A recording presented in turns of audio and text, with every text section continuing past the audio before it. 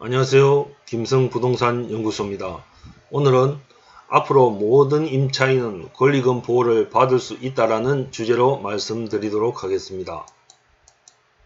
2015년 5월 권리금 보호 규정이 신설되어졌습니다. 그러나 계약갱신 요구권을 행사할 수 없는 임차인에 대한 판례가 각기 다르게 나타났습니다. 2018년 초반에는 권리금 회수기의 보호 규정이 적용되어지지 않았습니다. 다시 말해서 계약갱신 요구권을 행사할 수 없는 임차인에게는 권리금 회수기를 보호하지 않는다는 판례가 주류를 이루었고 2018년 중반부터 계약갱신 요구권을 행사할 수 없는 임차인이라도 권리금 회수 기회를 보호해야 한다는 판례가 나타나기 시작했습니다.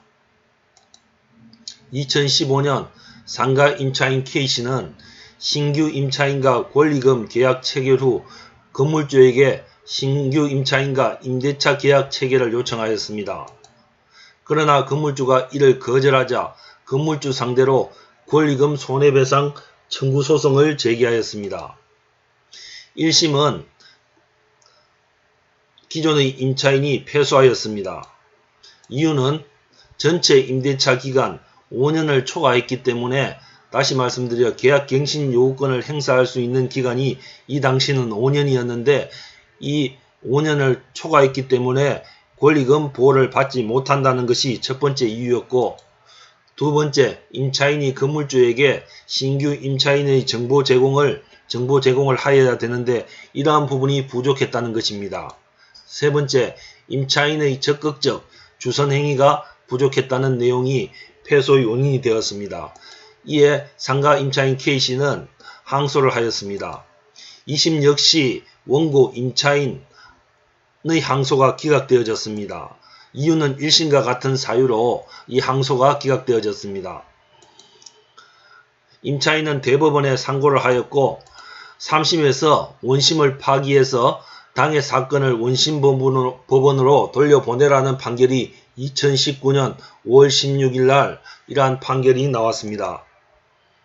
이러한 판결이 나온 이유는 기간에 제한 없이 즉 계약갱신 요구권의 행사 기간 지금은 10년입니다. 이 10년 과거에는 5년이고 이러한 기간에 제한 없이 권리금을 보호받아야 된다는 권리금 보호 규정이 기간에 제한 없이 적용해야 한다는 것이고 따라서 계약갱신을 요구할 수 없는 임차인도 권리금 회수 기회를 보장해야 된다는 것이 우리 법의 취지라는 것입니다.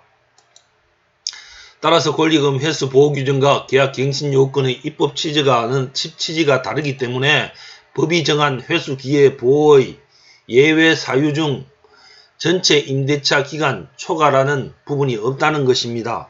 즉 전체 임대차 기간 초과라는 것은 계약갱신 요구권을 행사할 수 있는 5년이면은 과거에는 5년, 신법에는 10년인데 이 10년을 초과하면은 법이 정한 권리금 회수 기회 보호를 해주지 않아도 된다라는 이런 내용이 없다는 것입니다. 권리금 회수 보호 기간을 전체 임대차 기간으로 제한한 것이 우리 법의 입법 취지가 아니고 5년, 10년이 지나 계약갱신을 못하더라도 권리금 회수를 보호해야 된다는 것이 개정된 상가 임대차 보호법의 권리금과 관련된 입법 취지라는 것입니다. 그러나 임차인은 이렇게 권리금을 보호받기 위해서 주의해야 될 사항이 있습니다. 이 주의해야 될 사항은 임차인이 신규 임차인 주선행위를 적극적으로 입증해야 된다는 겁니다. 이러한 입증 책임은 기존 임차인이 신규 임차인에 대한 정보를 제공하고 임대인에게 적극적으로 계약을 할 수 있도록 이러한 주선행위를 해야 한다는 것입니다. 이러한 주선행위를 적극적으로 하지 못했을 때 또한 이러한 행위를 입증하지 못했을 때 손해배상 청구가 기각되는 판례가 많이 존재합니다. 또한 신규 임차인과 권리금 약정을 우리 법에서는 그대로 인정하지 않고 있습니다. 따라서 이러한 임차인이 적극적인 입증을 못했을 때는 법원 감정을 통해 적정액을 산정하고 유무형 재산평가를 통해서 유형 무형 재산평가액을 분리하고 따라서 유형 재산평가액 상당 부분을 제외하는 것이 우리 법의 판례입니다. 유형의 재산평가는 영업시설, 비품, 시간이 지남에 따라 감가상각되는 이러한 재산은 권리금에서 제외시키고 무형인 거래처의 신용이라든지 영업 노하우, 상가 건물의 위치에 따른 영업상의 이점 이런 것들은 인정을 한다는 것입니다. 심지어는 손해배상액이 50% 이상으로 감액되는 사례도 존재한다는 것입니다. 따라서 임차인이 권리금을 보호받기 위해서는 이러한 적극적인 입증이 꼭 필요하다고 말씀드릴 수 있습니다. 따라서 대법원 판례만 보고 분쟁사항에서 증거 수집을 못하면 임차인이 패소할 가능성이 상당히 많다라는 말씀을 드리도록 하겠습니다. 임대인 역시 이러한 방해 행위를 해서는 안 된다는 겁니다. 임대인이 이러한 방해 행위를 했을 때는 즉 권리금 보호를 받지 못하도록 임차인을 방해했을 때는 임차인의 손해배상 청구에 의해서 손해배상을 해 주어야 된다는 것입니다. 임차인이 주선한 신규 임차인이 되려는 자에게 권리금을 요구하거나 수수하는 행위를 해서는 안되고, 임차인이 주선한 신규 임차인이 되려는 자로 하여금 임차인에게 권리금을 지급하지 못하게 하는 행위, 조금 추상적이지만 이러한 내용을 방해 행위로 들고 있다는 것입니다.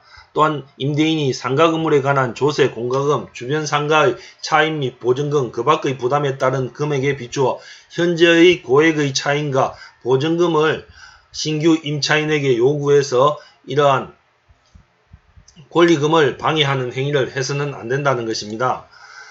정당한 사유 없이 임차인이 주선한 신규 임차인이 되려는 자와 임대차 계약을 체결을 거절하는 행위, 이러한 행위를 해서는 권리금 방해 행위에 해당된다는 것입니다. 자, 오늘은 상가 임대차 보호법 권리금 회수 조항 중에서 최근의 판례를 말씀드렸습니다. 이 판례에 근거해서 앞으로 임대차 기간, 즉 계약갱신 요건을 행사할 수 있는 기간에 관계없이 모든 임차인이 앞으로는 권리금 보호를 받을 수 있을 것이다 라는 말씀을 드리고 본 강의를 마치도록 하겠습니다. 감사합니다. 김승부동산 연구소였습니다.